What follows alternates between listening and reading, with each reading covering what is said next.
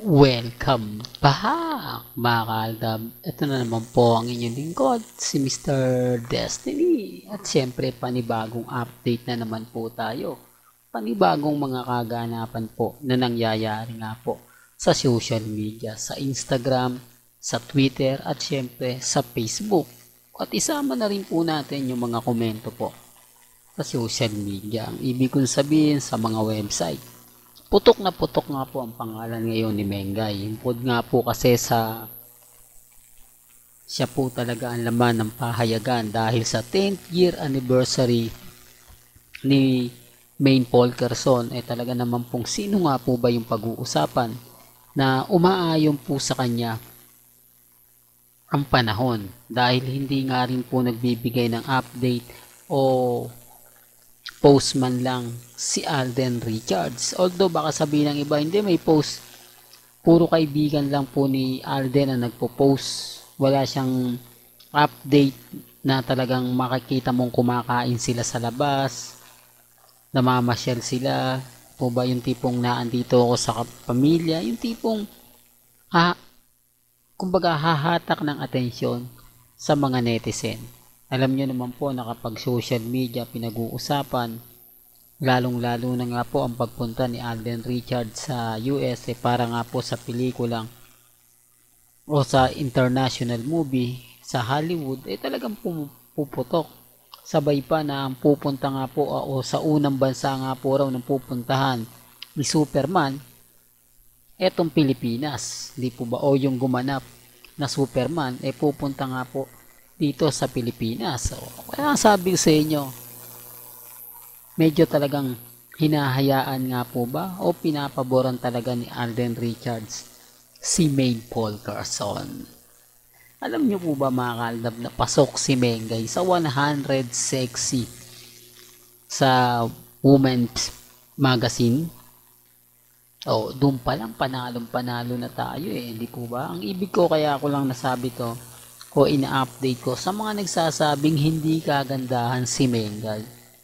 Sa mga nagpapakalat niyan dahil sabi ko nga po sa inyo, pumutok yan dito kay Ogie Diaz, pasensya na po, kay Christopher Min. Siyempre maraming followers si Christopher Min. Maraming tao ang kumbaga makakaagaw atensyon niya. Maraming mga tao ang kumbaga nagre-react na hindi siguro talaga kagandahan si Mengay, malakas lang ang sex appeal.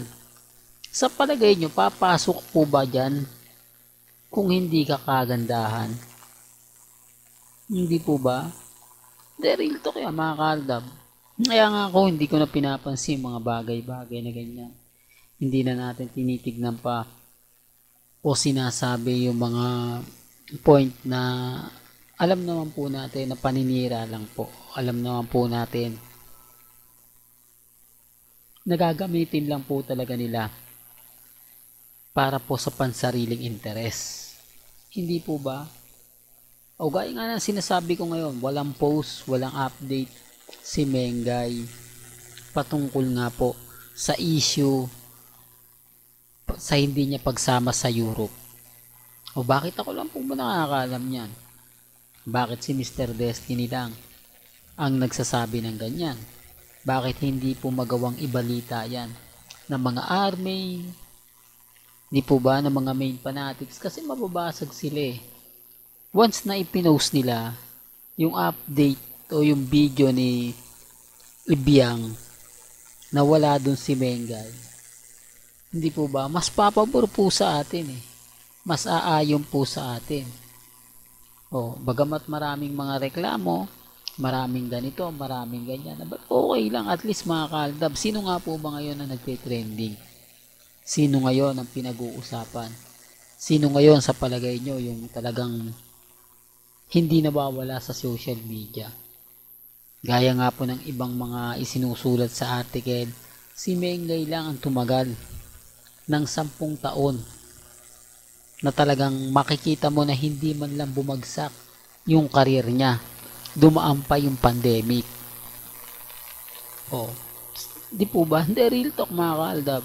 Kaya nga po maraming humahanga ngayon maraming tao ang naiinggit kay Mengay. Kaya hindi nyo po maiaalis na marami pong naninira sa kanya. Hindi nyo maiaalis na may mga tao talagang gagawin ang lahat para lang po manira. Gagawin ang lahat para lang kumbaga mas papabor sa kanila. Kaya nga sabi nga po, di po ba ni Ogie Diaz, kung gusto mong sumikat, dumikit ka sa sikat. Mambash, di po ba? Magkaroon ka ng issue, ilink mo yung sarili mo ron para pag-usapan. Kasi Mengay kasi siya po yung tipo talaga na hindi siya madalas nagpapa-interview, napapanood lang siya sa Itbulaga, pero mantakin nyo kahit hindi po siya ini-interview sa labas o bihira, namamayagpag yung pangalan niya.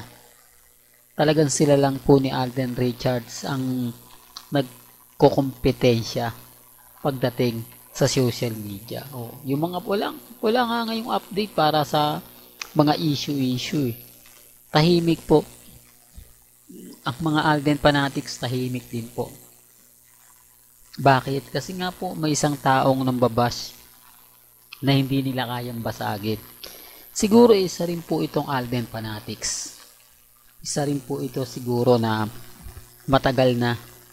Kasi kung bago lang po ito, mga ka-Aldab, babasagin to kumbaga si Alden ipagtatanggol pero parang sa tingin ko, sa dami ng hinahanap ko, hindi ko makita na pinagtanggol ng mga Alden fanatics si Alden Richards sa taong naninira, sa taong kumbaga nagbigay ng mga bagay-bagay na alam nyo na mga ka-Aldab. Pero syempre, sabi ko nga po sa inyo, dito lang po kayo sa channel ni Mr. Destiny, maintindihan nyo, maunawaan lahat ng sinasabi ko. Lalong-lalo na po ngayon na masayang masaya tayo, di po ba? Ulitin ko, matipid ang post ni Alden Richards. Habang si Mengay ngayon, pinag-uusapan. Dahil anniversary nga po at malapit na nga po ang anniversary ng Aldab, syempre marami po talagang tao ang nag-aantay kung ano nga po ba magiging ganap, kung magkakaroon nga po ba ng pagtitipon ng fandom, kung ano ang gagawin nga po ng isa, kung anong update, kung anong yung tipong babatiin po tayo sa anong paraan, anong kumbaga gagawin para mabati lang ang fandom, magpo-post ba po sila, magbi-video message nga po ba, yan po yung aantayin natin. Sabi ko nga po sa inyo, maging relax lang, maging kampante, bahala po sila kung ano po yung sabihin nila, keso ginagamit ko yung fandom, keso gumagawa ko ng fake news, wala naman pong problema. Ang importante lang naman po, kung ano yung paniniwala po ninyo, kung ano po yung sa palagay nyong tama, at kung ano po yung paniniwalaan ninyo, nire-respeto ko po yan at ginagalang. Sabi ko nga po, lahat ng komento po sa akin, pabor man o hindi, lahat po yan hindi ko binubura kasi alam ko sa bandang huli, magagamit ko po yan. Hindi po ba? Well, hanggang dito na lang po ang ating latest updates. Kaya kung gusto nyo pa po ng pinaka-latest at sariwang update, abay tumutok lang po kayo dito po sa channel ni Mr. Destiny para updated po kayo sa mga bago at sa mga latest na i-upload po natin maya-maya lang. Kaya kung bago ka lang sa channel na to at isa kang true-blooded Aldab Nation na nagmamahal kina Mengay at Tisoy, tama po ang channel na pinuntahan mo. Kaya consider na po kitang bagong subscriber at huwag mo kalimutang i-share ang mga video po natin sa mga mami, sa mga titas, at sa mga senior. Hanggang sa muli, salamat po sa panonood at pakikinig.